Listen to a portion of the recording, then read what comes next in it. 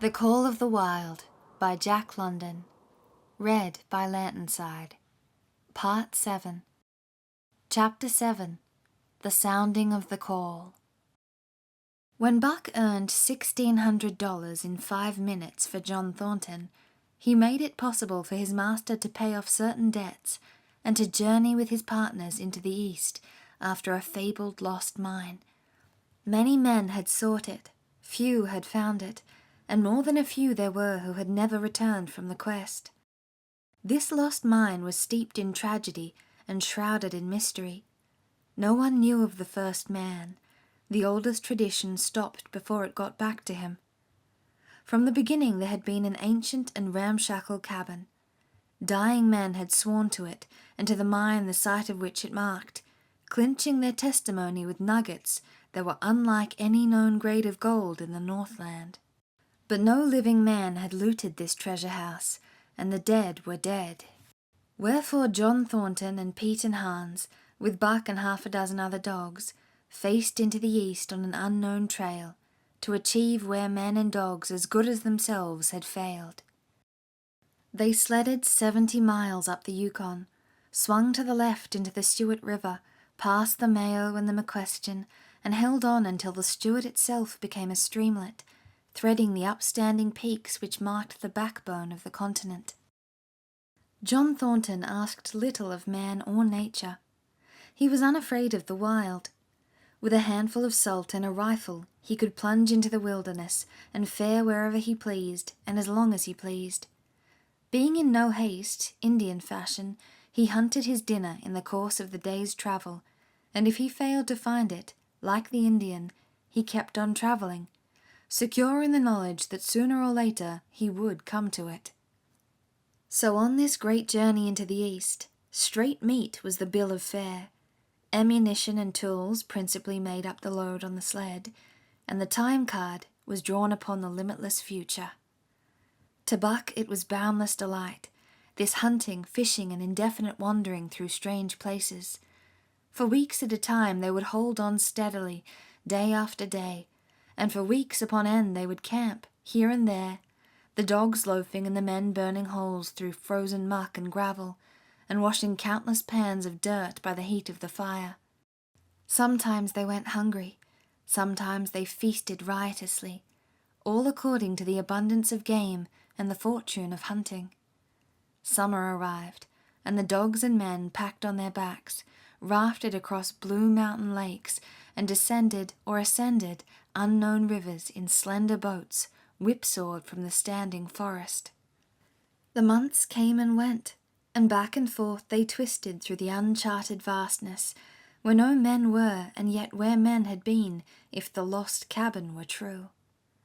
They went across divides in summer blizzards, shivered under the midnight sun on naked mountains, between the timberline and the eternal snows, dropped into summer valleys amid swarming gnats and flies, and in the shadows of glaciers picked strawberries and flowers, as ripe and fair as any the Southland could boast. In the fall of the year they penetrated a weird lake country, sad and silent, where wildfowl had been, but where then there was no life nor sign of life, only the blowing of chill winds, the forming of ice in sheltered places, and the melancholy rippling of waves on lonely beaches.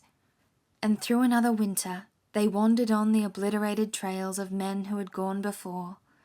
Once they came upon a path blazed through the forest, an ancient path, and the lost cabin seemed very near. But the path began nowhere and ended nowhere, and it remained mystery, as the man who made it and the reason he made it remained mystery. Another time they chanced upon the time-graven wreckage of a hunting lodge, and amid the shreds of rotted blankets, John Thornton found a long-barreled flintlock. He knew it for a Hudson Bay Company gun of the young days in the Northwest, when such a gun was worth its height in beaver skins packed flat, and that was all. No hint as to the man who in an early day had reared the lodge and left the gun among the blankets. Spring came on once more, and at the end of all their wandering they found, not the lost cabin, but a shallow placer in a broad valley, where the gold showed like yellow butter across the bottom of the washing pan. They sought no farther. Each day they worked earned them thousands of dollars in clean dust and nuggets, and they worked every day. The gold was sacked in moosehide bags, 50 pounds to the bag, and piled like so much firewood outside the Spruce Bough Lodge. Like giants they toiled, days flashing on the heels of days like dreams as they heaped the treasure up. There was nothing for the dogs to do, save the hauling in of meat now and again that Thornton killed, and Buck spent long hours musing by the fire. The vision of the short-legged hairy man came to him more frequently, now that there was little work to be done, and often, blinking by the fire, Buck wandered with him in that other world which he remembered. The salient thing of this other world seemed fear. When he watched the hairy man sleeping by the fire, head between his knees and hands clasped above, Buck saw that he slept restlessly, with many starts and awakenings, at which times he would peer fearfully into the darkness and fling more wood upon the fire. Did they walk by the beach of a sea, where the hairy man gathered shellfish and ate them as he gathered, it was with eyes that roved everywhere for hidden danger, and with legs prepared to run like the wind at its first appearance. Through the forest they crept noiselessly, Buck at the hairy man's heels, and they were alert and vigilant, the pair of them, ears twitching and moving, and nostrils quivering, for the man heard and smelled as keenly as Buck. The hairy man could spring up into the trees and travel ahead as fast as on the ground, swinging by the arms from limb to limb, sometimes a dozen feet apart, letting go and catching, never falling, never missing his grip. In fact, he seemed as much at home among the trees as on the ground, and Buck had memories of nights of vigil spent beneath trees, wherein the hairy man roosted, holding on tightly as he slept. And closely akin to the visions of the hairy man was the call still sounding in the depths of the forest. It filled him with a great unrest and strange desires. It caused him to feel a vague, sweet gladness, and he was aware of wild yearnings and stirrings for he knew not what. Sometimes he pursued the call into the forest, looking for it as though it were a tangible thing, barking softly or defiantly as the mood might dictate. He would thrust his nose into the cool wood moss or into the black soil where long grasses grew, and snort with joy at the fat earth smells, or he would crouch for hours, as if in concealment, behind fungus-covered trunks of fallen trees, wide-eyed and wide-eared to all that moved and sounded about him. It might be, lying thus, that he hoped to surprise this call he could not understand, but he did not know why he did these various things. He was impelled to do them, and did not reason about them at all. Irresistible impulses seized him.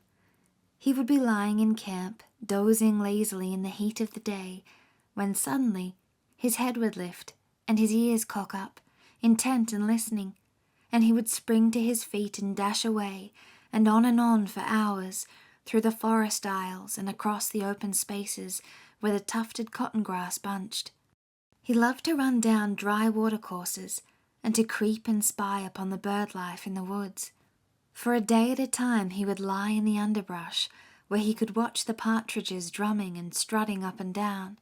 But especially he loved to run in the dim twilight of the summer midnights, listening to the subdued and sleepy murmurs of the forest, reading signs and sounds as man may read a book, and seeking for the mysterious something that called, waking or sleeping, at all times, for him to come. One night he sprang from sleep with a start, eager-eyed, nostrils quivering and scenting, his mane bristling in recurrent waves. From the forest came the call, or one note of it, for the call was many-noted, distinct and definite as never before, a long drawn-out howl, like, yet unlike, any noise made by a husky dog. And he knew it, in the old familiar way, as a sound heard before. He sprang through the sleeping camp, and in swift silence dashed through the woods. As he drew closer to the cry, he went more slowly, with caution in every movement, till he came to an open place among the trees, and looking out saw, erect on haunches, with nose pointed to the sky, a long, lean timber wolf. He had made no noise, yet it ceased from its howling and tried to sense his presence. Buck stalked into the open, half crouching, body gathered compactly together, tail straight and stiff, feet falling with unwanted care. Every movement advertised commingled threatening and overture of friendliness. It was the menacing truce that marks the meeting of wild beasts that prey. But the wolf fled at sight of him. He followed, with wild leapings in a frenzy to overtake. He ran him into a blind channel in the bed of the creek where a timber jam barred the way. The wolf whirled about, pivoting on his hind legs after the fashion of Joe and of all cornered husky dogs, snarling and bristling, clipping his teeth together in a continuous and rapid succession of snaps. Buck did not attack, but circled him about and hedged him in with friendly advances. The wolf was suspicious and afraid, for Buck made 3 of him in weight, while his head barely reached Buck's shoulder. Watching his chance, he darted away, and the chase was resumed. Time and again he was cornered, and the thing repeated, though he was in poor condition, or Buck could not so easily have overtaken him. He would run till Buck's head was even with his flank, when he would whirl around at bay, only to dash away again at the first opportunity. But in the end, Buck's pertinacity was rewarded, for the wolf, finding that no harm was intended, finally sniffed noses with him. Then they became friendly, and played about in the nervous, half-coy way with which fierce beasts belie their fierceness. After some time of this, the wolf started off at an easy lope, in a manner that plainly showed he was going somewhere. He made it clear to Buck that he was to come, and they ran side by side through the sombre twilight, straight up the creek bed, into the gorge from which it issued, and across the bleak divide where it took its rise. On the opposite slope of the watershed, they came down into a level country, where there were great stretches of forest and many streams, and through these great stretches they ran steadily, hour after hour, the sun rising higher and the day growing warmer. Buck was wildly glad. He knew he was at last answering the call, running by the side of his wood brother toward the place from where the call surely came. Old memories were coming upon him fast, and he was stirring to them as of old he stirred to the realities of which they were the shadows. He had done this thing before, somewhere in that other and dimly remembered world, and he was doing it again, now, running free in the open, the unpacked earth underfoot, the wide sky overhead. They stopped by a running stream to drink, and stopping, Buck remembered John Thornton. He sat down. The wolf started on toward the place from where the call surely came, then returned to him, sniffing noses and making actions as though to encourage him, but Buck turned about and started slowly on the back track. For the better part of an hour the wild brother ran by his side, whining softly. Then he sat down, pointed his nose upward, and howled. It was a mournful howl, and as Buck held steadily on his way, he heard it grow faint and fainter, until it was lost in the distance. John Thornton was eating dinner when Buck dashed into camp, and sprang upon him in a frenzy of affection, overturning him, scrambling upon him, licking his face, biting his hand. Playing the general tomfool, as John Thornton characterized it, the while he shook Buck back and forth and cursed him lovingly.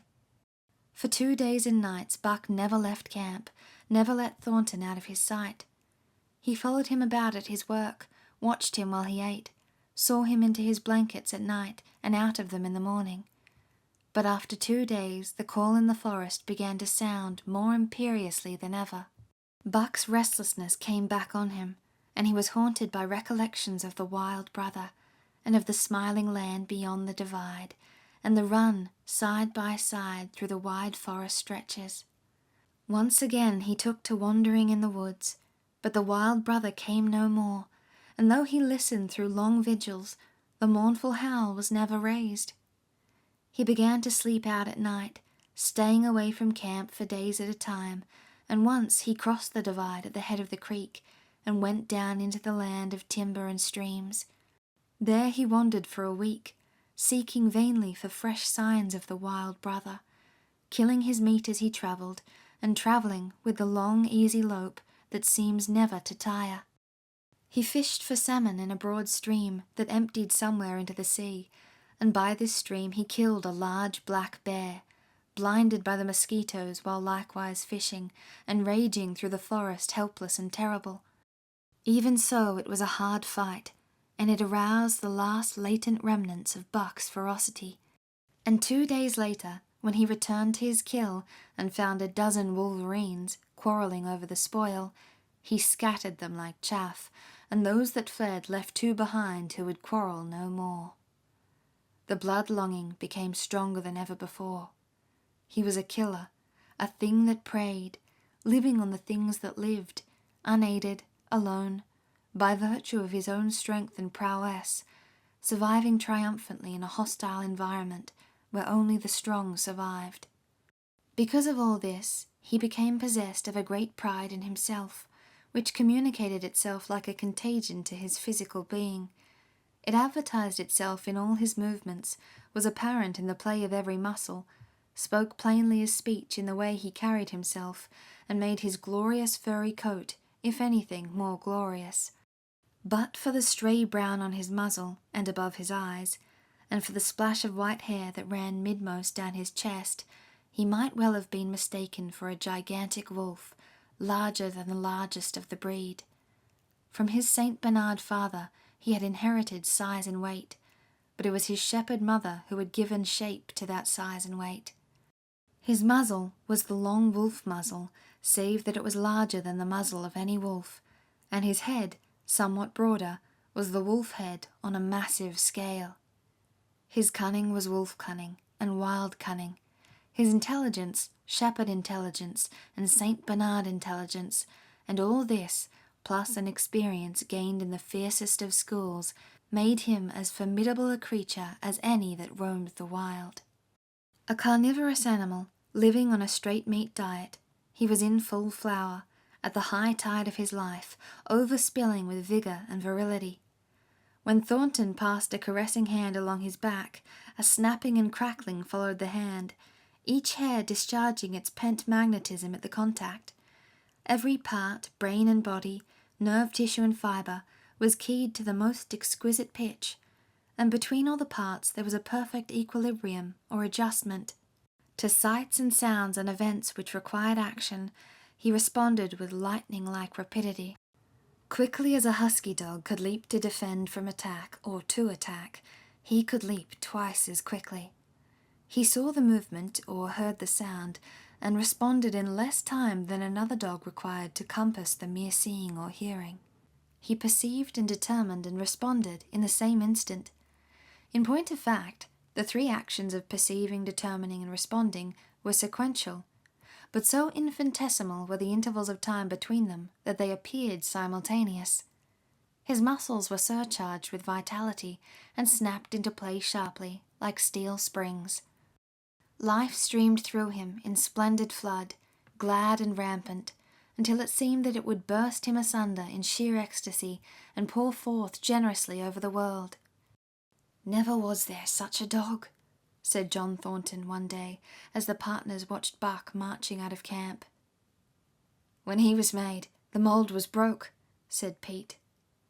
"By Jingo, I think so myself," Hans affirmed.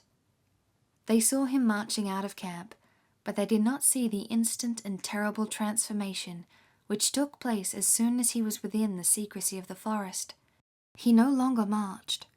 At once he became a thing of the wild, stealing along softly, cat-footed, a passing shadow that appeared and disappeared among the shadows. He knew how to take advantage of every cover, to crawl on his belly like a snake, and like a snake to leap and strike. He could take a ptarmigan from its nest, kill a rabbit as it slept, and snap in mid-air the little chipmunks fleeing a second too late for the trees. Fish, in open pools, were not too quick for him, nor were beaver, mending their dams, too wary.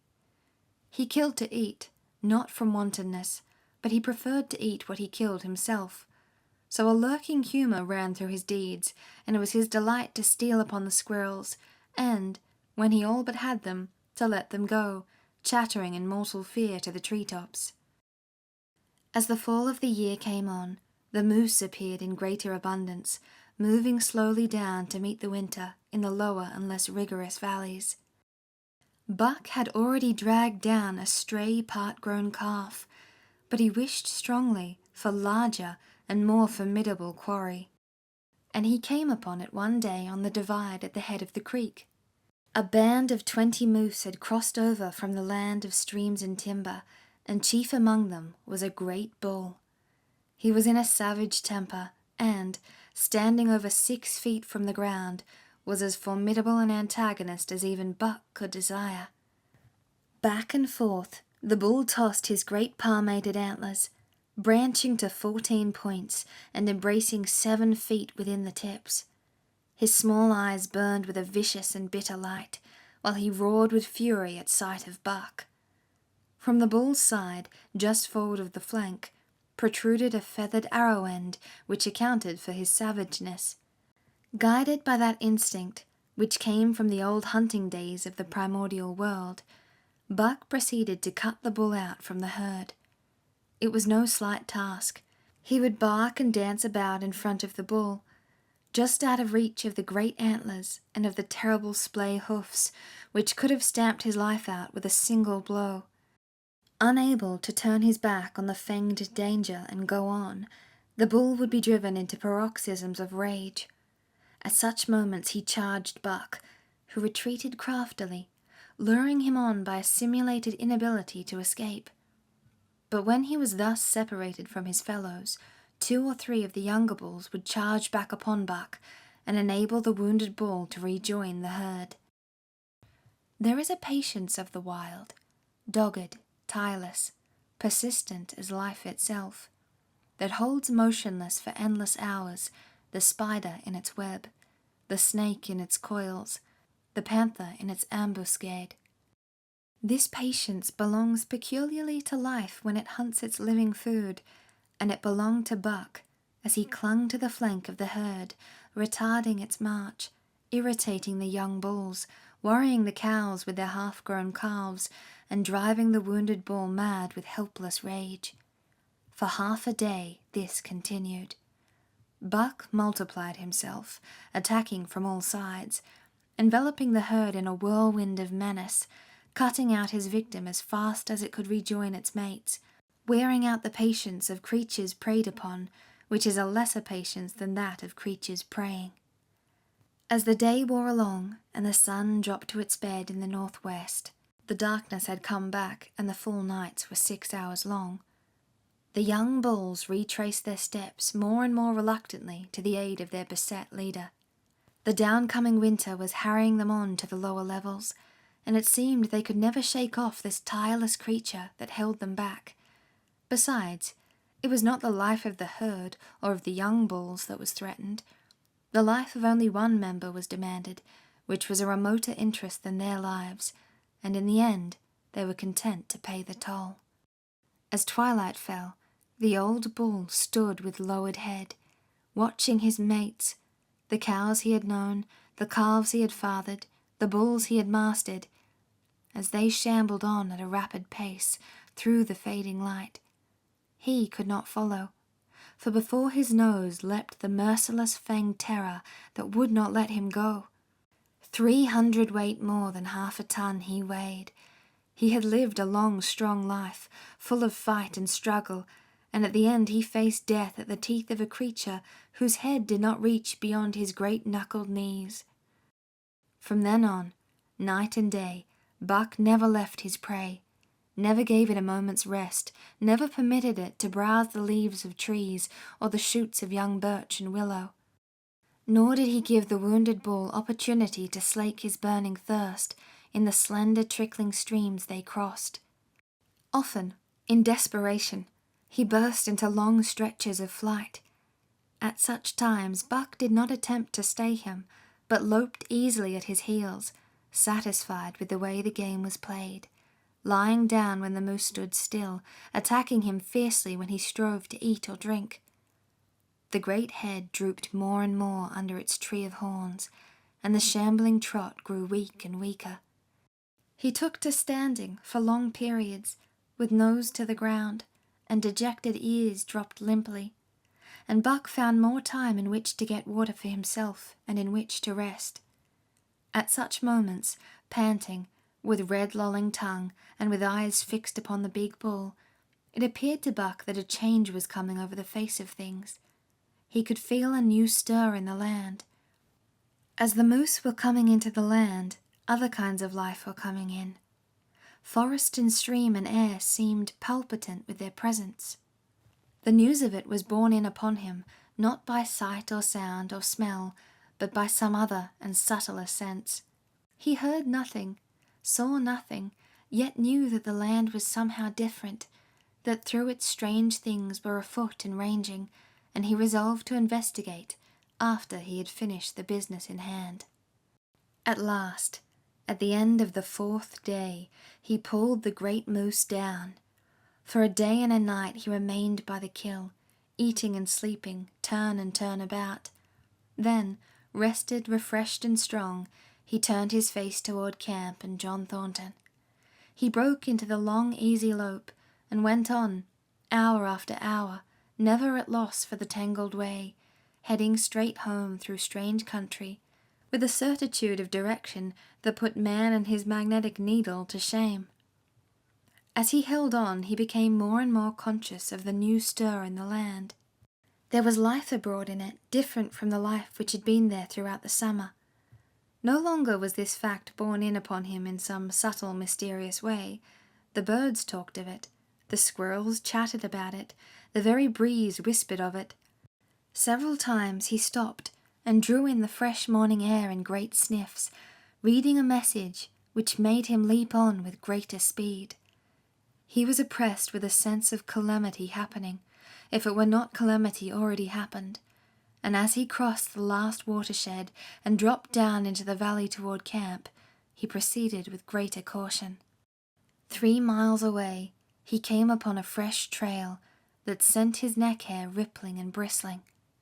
It led straight toward camp and John Thornton. Buck hurried on, swiftly and stealthily, every nerve straining and tense, alert to the multitudinous details which told a story, all but the end.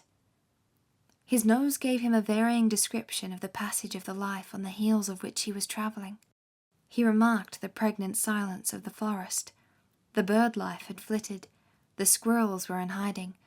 One only he saw, a sleek grey fellow, flattened against a grey dead limb, so that he seemed a part of it, a woody excrescence upon the wood itself. As Buck slid along with the obscureness of a gliding shadow, his nose was jerked suddenly to the side, as though a positive force had gripped and pulled it. He followed the new scent into a thicket and found Nig. He was lying on his side, dead where he had dragged himself, an arrow protruding, head and feathers, from either side of his body. 100 yards farther on, Buck came upon one of the sled dogs Thornton had bought in Dawson. This dog was thrashing about in a death struggle directly on the trail, and Buck passed around him without stopping. From the camp came the faint sound of many voices rising and falling in a sing-song chant. Bellying forward to the edge of the clearing, he found Hans, lying on his face, feathered with arrows like a porcupine. At the same instant, Buck peered out where the spruce bough lodge had been, and saw what made his hair leap straight up on his neck and shoulders. A gust of overpowering rage swept over him. He did not know that he growled, but he growled aloud with a terrible ferocity. For the last time in his life, he allowed passion to usurp cunning and reason, and it was because of his great love for John Thornton that he lost his head. The Yeehats were dancing about the wreckage of the Spruce Bough Lodge when they heard a fearful roaring, and saw rushing upon them an animal the like of which they had never seen before. It was Buck, a live hurricane of fury, hurling himself upon them in a frenzy to destroy. He sprang at the foremost man, it was the chief of the Yehats, ripping the throat wide open till the rent jugular spouted a fountain of blood. He did not pause to worry the victim, but ripped in passing, with the next bound tearing wide the throat of a second man. There was no withstanding him. He plunged about in their very midst, tearing, rending, destroying, in constant and terrific motion, which defied the arrows they discharged at him.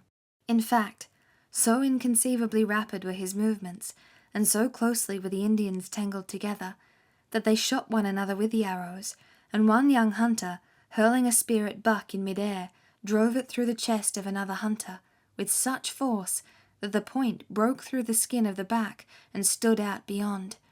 Then a panic seized the Yehats, and they fled in terror to the woods, proclaiming as they fled the advent of the evil spirit. And truly Buck was the fiend incarnate, raging at their heels and dragging them down like deer as they raced through the trees. It was a fateful day for the Yehats. They scattered far and wide over the country, and it was not till a week later that the last of the survivors gathered together in a lower valley and counted their losses. As for Buck, wearying of the pursuit, he returned to the desolated camp. He found Pete where he had been killed in his blankets in the first moment of surprise. Thornton's desperate struggle was fresh written on the earth, and Buck scented every detail of it down to the edge of a deep pool. By the edge, head and 4 feet in the water, lay Skeet, faithful to the last. The pool itself, muddy and discoloured from the sluice boxes, effectively hid what it contained, and it contained John Thornton. For Buck followed his trace into the water, from which no trace led away. All day Buck brooded by the pool, or roamed restlessly about the camp. Death, as a cessation of movement, as a passing out and away from the lives of the living, he knew, and he knew John Thornton was dead. It left a great void in him, somewhat akin to hunger, but a void which ached, and which food could not fill. At times, when he paused to contemplate the carcasses of the Yehats, he forgot the pain of it, and at such times he was aware of a great pride in himself, a pride greater than any he had yet experienced. He had killed man, the noblest game of all, and he had killed in the face of the law of club and fang. He sniffed the bodies curiously. They had died so easily. It was harder to kill a husky dog than them. They were no match at all, were it not for their arrows and spears and clubs. Thenceforward he would be unafraid of them, except when they bore in their hands their arrows, spears, and clubs. Night came on, and a full moon rose high over the trees into the sky, lighting the land till it bathed in ghostly day. And with the coming of the night, brooding and mourning by the pool, Buck became alive to a stirring of the new life in the forest, other than that which the Yehats had made. He stood up, listening and scenting.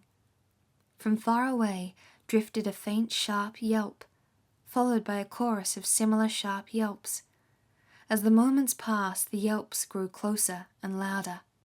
Again, Buck knew them as things heard in that other world which persisted in his memory. He walked to the center of the open space and listened. It was the call, the many-noted call, sounding more luringly and compellingly than ever before, and as never before he was ready to obey. John Thornton was dead. The last tie was broken. Man and the claims of man no longer bound him. Hunting their living meat, as the Yehats were hunting it, on the flanks of the migrating moose, the wolf pack had at last crossed over from the land of streams and timber and invaded Buck's Valley. Into the clearing where the moonlight streamed, they poured in a silvery flood, and in the center of the clearing stood Buck, motionless as a statue, waiting their coming. They were awed. So still and large he stood, and a moment's pause fell, till the boldest one leapt straight for him. Like a flash Buck struck, breaking the neck. Then he stood, without movement, as before, the stricken wolf rolling in agony behind him. 3 others tried it in sharp succession, and one after the other they drew back, streaming blood from slashed throats or shoulders. This was sufficient to fling the whole pack forward, pell-mell, crowded together, blocked and confused by its eagerness to pull down the prey. Buck's marvelous quickness and agility stood him in good stead. Pivoting on his hind legs and snapping and gashing, he was everywhere at once, presenting a front which was apparently unbroken, so swiftly did he whirl and guard from side to side. But to prevent them from getting behind him, he was forced back, down past the pool and into the creek bed, till he brought up against a high gravel bank. He worked along to a right angle in the bank, which the men had made in the course of mining, and in this angle he came to bay, protected on 3 sides and with nothing to do but face the front. And so well did he face it, that at the end of half an hour the wolves drew back, discomfited. The tongues of all were out and lolling, the white fangs showing cruelly white in the moonlight. Some were lying down with heads raised and ears pricked forward. Others stood on their feet, watching him, and still others were lapping water from the pool. One wolf, long and lean and grey, advanced cautiously, in a friendly manner, and Buck recognized the wild brother with whom he had run for a night and a day. He was whining softly, and, as Buck whined, they touched noses. Then an old wolf, gaunt and battle-scarred, came forward. Buck writhed his lips into the preliminary of a snarl, but sniffed noses with him. Whereupon the old wolf sat down, pointed nose at the moon, and broke out the long wolf howl. The others sat down and howled, and now the call came to Buck in unmistakable accents. He too sat down and howled. This over, he came out of his angle, and the pack crowded around him, sniffing in half-friendly, half-savage manner. The leaders lifted the yelp of the pack and sprang away into the woods. The wolves swung in behind, yelping in chorus, and Buck ran with them, side by side with the wild brother, yelping as he ran. And here may well end the story of Buck. The years were not many when the Yeehats noted a change in the breed of timber wolves, for some were seen with splashes of brown on head and muzzle, and with a rift of white centering down the chest. But more remarkable than this, the Yeehats tell of a ghost dog that runs at the head of the pack. They are afraid of this ghost dog, for it has cunning greater than they, stealing from their camps in fierce winters, robbing their traps, slaying their dogs, and defying their bravest hunters. Nay, the tale grows worse. Hunters there are who fail to return to the camp, and hunters there have been whom their tribesmen found with throats slashed cruelly open, and with wolf prints about them in the snow, greater than the prints of any wolf. Each fall, when the Yeehats follow the movement of the moose, there is a certain valley which they never enter, and women there are who become sad when the word goes over the fire of how the evil spirit came to select that valley for an abiding place.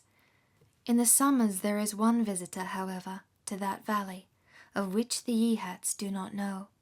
It is a great gloriously coated wolf, like and yet unlike all other wolves. He crosses alone from the smiling timberland and comes down into an open space among the trees. Here a yellow stream flows from rotted moose-hide sacks and sinks into the ground, with long grasses growing through it and vegetable mold overrunning it and hiding its yellow from the sun. And here he muses for a time, howling once, long and mournfully, ere he departs. But he is not always alone. When the long winter nights come on and the wolves follow their meat into the lower valleys, he may be seen running at the head of the pack, through the pale moonlight or glimmering borealis, leaping gigantic above his fellows, his great throat a bellow, as he sings a song of the younger world, which is the song of the pack.